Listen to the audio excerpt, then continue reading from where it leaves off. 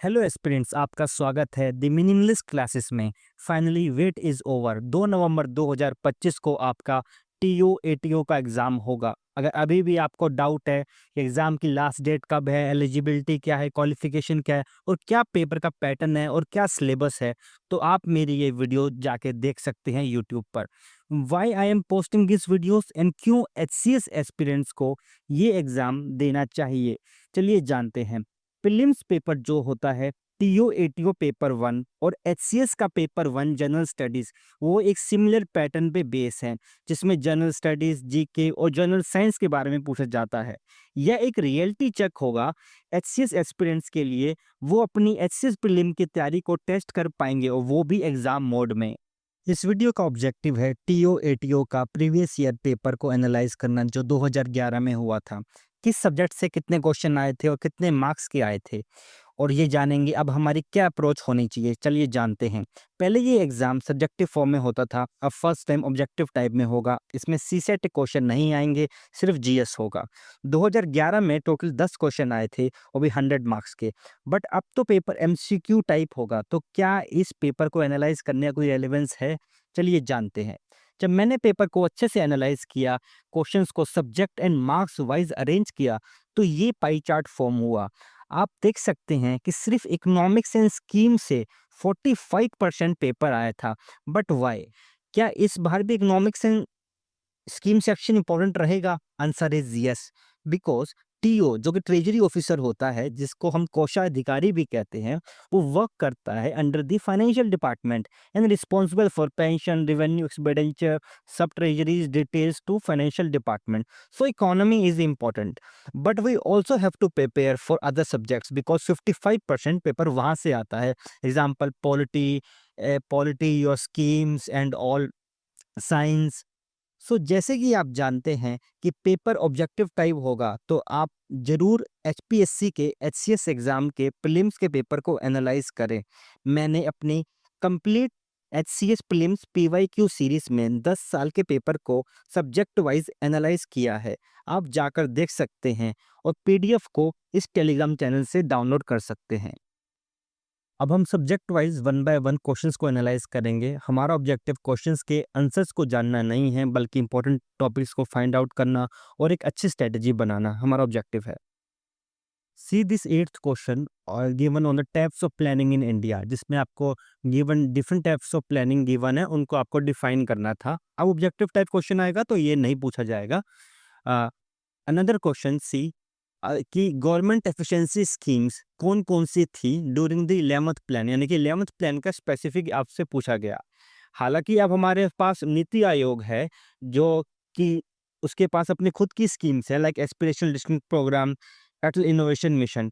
But HPSC आज भी planning commission के बारे में क्वेश्चन पूछता है, क्योंकि हम देख सकते हैं, see this questions of the HPSC HCS exam कि 2023 में भी क्वेश्चन पूछा गया कि गडगिल योजना किस प्लान के से रिलेट करती है, कि कौन से आईआईटीज किस प्लान से रिलेट करते हैं। Pose the video and see this questions. और मैंने इस सारे क्वेश्चंस को डीपली कवर भी करा है अपनी इकोनॉमिक्स की वीडियो में, आप यूट्यूब पर जाके देख सकते हैं, ये इसका थंबनेल है। Another question, schemes. और if you see the schemes, कि आपके पास 10 नंबर का ये क्वेश्चन आया था, 9th क्वेश्चन है ये, और आपको इन स्कीम्स को आपको डिफाइन करना था। और इन स्कीम्स को जैसे ही आप डिफाइन करेंगे, आप देख सकते हैं कि 2019 में भी एचसीएस में ये क्वेश्चन पूछा गया है। National rural employment guarantee act, see this, and employment insurance scheme. तो इस समय ये देख सकते हैं कि पीवाईक्यूज कितने इंपॉर्टेंट है for both the exam, TO ATO and HCS also, because HCS 2019 में डायरेक्ट क्वेश्चन यहाँ से पूछा गया। So schemes are important and planning commission of India topic is important for your exam. Another question, poverty and government schemes for management. Again, the question is asked on the poverty. आज जब भी आप poverty को define करेंगे, आप Rangarajan committee, Tendulkar committee, इन committees को आपको पढ़ना पड़ेगा, जब भी आप इसको डिफाइन कर पाएंगे। और कौन कौन सी गवर्नमेंट स्कीम है इसको मैनेज करने के लिए, तो आपको स्कीम्स भी देखनी पड़ेंगी। एंड एंड अब क्वेश्चंस ऐसे तो आएंगे नहीं। So see what type of question can come. Example, 2019 का ये पॉवर्टी पे क्वेश्चन है और इसमें आपको ईयर मैच करने हैं कमेटी के वाइज। तो अब ऐसे एससीएस क्वेश्चन इसको पूछा जाता है, तो हम उसको ये देख सकते हैं कि अब क्वेश्चन किस टाइप के फॉर्म होंगे, ठीक है ना। और आपको इन कमेटीज के बारे में 2 से 3 लाइन में नोट्स प्रिपेयर करने हैं for your poverty topic. So poverty topic is important for your upcoming exam. Another question, corporate social responsibility CSR जिसे हम कहते हैं, 2010-11 में ये काफी न्यूज में था क्योंकि 2013 में इस पे एक्ट भी आया था। तो ये हमारे लिए बजट टैक्सेशन में भी ये टॉपिक्स को हम कवर कर सकते हैं इकोनॉमिक के सेक्शन में।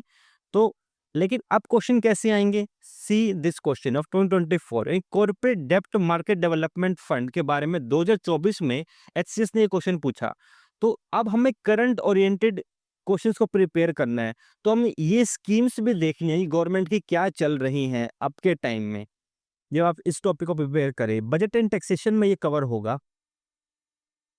Another question of economy, implication of special economic zone SEZ. अब एसईजेड पे हमें ये ध्यान रखना है कि एसईजेड हरियाणा में कितने हैं और कहाँ कहाँ हैं, और इंडिया में कौन कौन से रूल्स हैं। Basically SEZ special economic zone हम इसलिए लाए थे ताकि हम बिजनेस को इंक्रीज कर पाए, एम्प्लॉयमेंट को इंक्रीज कर पाए, क्योंकि वहाँ रूल्स में थोड़ा फ्रीडम होता है। तो आप इस चीज को जरा एनालाइज करें और हरियाणा के एसईजेड्स को सारे को लोकेट करें ऑन द मैप, और ये भी फाइंड आउट करें कि वहां से हमारा कितना रिवेन्यू आ रहा है। बिकॉज ये क्वेश्चन कोषाधिकारी के एटीओ के एग्जाम है, तो यहाँ से फाइनेंस डिपार्टमेंट से डूड इकोनॉमी पे अच्छे क्वेश्चन पूछे जाएंगे।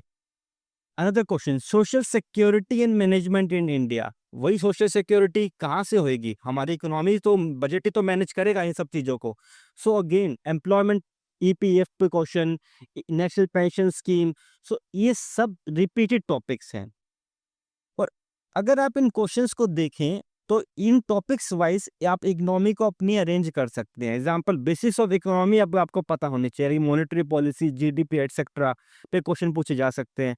Budget, taxation, schemes, export import, FDI, FPI और बैंकिंग, एनपीए, इकोनॉमिक प्लानिंग। अभी हमने देखा कि 10 नंबर के क्वेश्चन से इकोनॉमिक प्लानिंग से पूछा गया। और एम्प्लॉयमेंट और अनएम्प्लॉयमेंट, क्योंकि आप देखिएगा स्कीम्स में भी एम्प्लॉयमेंट और अनएम्प्लॉयमेंट की स्कीम्स पूछी जा रही हैं। तो आप इनको ध्यान से इस टॉपिक को कवर करें और पॉवर्टी ऑफ इंडिया पर कवर करें। We know that economy and schemes are the important part of this paper, क्योंकि 45% पेपर यहाँ से आया था। बट हमें ये नहीं भूलना चाहिए 55% पेपर अभी भी polity, history, current affair, environment, geography and map, Haryana GK and science cover करता है। सो एक बाय एक हम क्वेश्चंस को लेंगे और उसको डिस्कस करेंगे। पहला क्वेश्चन बोर्ड में किससे आता है, British land revenue policy. Direct और इनडायरेक्टली ये ब्रिटिश का जो क्वेश्चन पूछा गया वर्ल्ड हिस्ट्री का, ये भी आपका रेवेन्यू से ही पूछा गया, जो कि फाइनेंस डिपार्टमेंट का ही होता है। तो अब जब भी आप मॉडर्न हिस्ट्री को पढ़ें तो ध्यान से देखें कि ड्रीन वेल्थ थ्योरी आपको पढ़नी है अच्छे से, कमर्शियलाइजेशन ऑफ एग्रीकल्चर पढ़ना है, डी इंडस्ट्रियलाइजेशन पढ़ना है, food crisis and policy of industrial development. और एंशियंट और मेडिवल जब पढ़ें तो उनके इकोनॉमिक प्लानिंग को पढ़ें, डिफरेंट सल्तनत और एम्पायर्स की। तो इसको जरा ध्यान रखिएगा। नेक्स्ट क्वेश्चन, ज्योग्राफी 10 मार्क्स की पूछी गई। फर्स्ट 5 मार्क्स में आपसे पूछा गया आपके डेफिनेशंस पूछी गई। Right, example, see this land of midnight sun पे आपके डेफिनेशन पूछी गई थी। और अब आप एक बार ये क्वेश्चन देखिए, 2019 में एचसीएस में आया कि which among the following cities has the mid day sun, ठीक है, overhead exactly once in a year. तो आप देख सकते हैं क्वेश्चंस यहीं से ही घुमा फिरा के पूछे जाएंगे। आप फर्दर ये मेरे वीडियो में जाके देख सकते हैं ज्योग्राफी की। अनदर जो 5 मार्क्स का क्वेश्चन आया ज्योग्राफी से, वो है मैप बेस। और ये सिर्फ इंडिया से लिमिटेड नहीं था, ये वर्ल्ड वाइड से क्वेश्चन आया। Okay, McMahon line, Durand line तो आप मेजरली पढ़ते ही हैं, but medicine line, 36 parallel line, तो ये सब लाइंस आपको भी ध्यान रखनी है। और अब जैसे कि मिडिल ईस्ट न्यूज़ में है, सीरिया, इजराइल और यूक्रेन रशिया का वॉर है, तो उनकी लोकेशंस आपको माइंड में रखनी है। क्योंकि 5 मार्क्स का मैप बेस्ड क्वेश्चन आया था, तो आप एक्सपेक्ट कर सकते हैं कि अब भी मैप बेस्ड क्वेश्चन आएंगे। तो अब पॉलिटी से जो 10 मार्क्स से क्वेश्चन आए थे, अब पॉलिटी में जो क्वेश्चन आया पहला क्वेश्चन आया कि protection of women against the sexual harassment at the work place 2010, और 2013 में इसका एक्ट भी आया था, उस समय काफ़ी न्यूज़ में था, ठीक है? उस समय ये बिल भी आया था।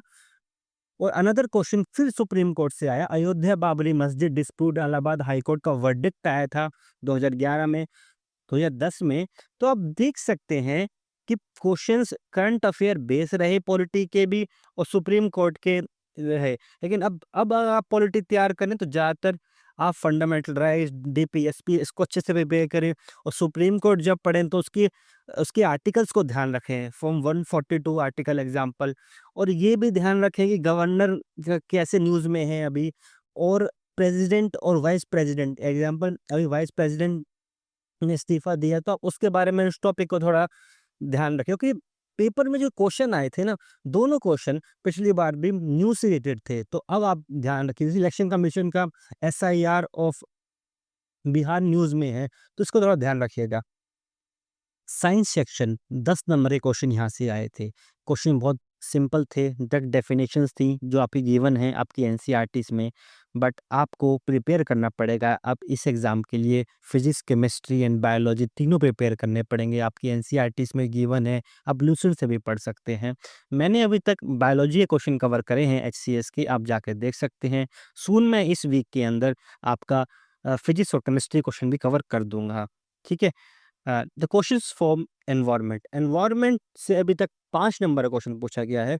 एक्चुअली हम एनवायरनमेंट को अलग नहीं कर सकते, क्योंकि एनवायरनमेंट इकोनॉमी कहीं ना कहीं ओवरलैप करती है। फॉर एग्जांपल, आपको जीडीपी बढ़ाने के लिए क्या चाहिए? एनर्जी चाहिए, एनर्जी सेक्टर में इन्वेस्टमेंट चाहिए, क्योंकि अभी तक हमारी काफ़ी जो एनर्जी जनरेट होती है वो कोल बेस्ड है, कोयला बेस्ड है, ठीक है?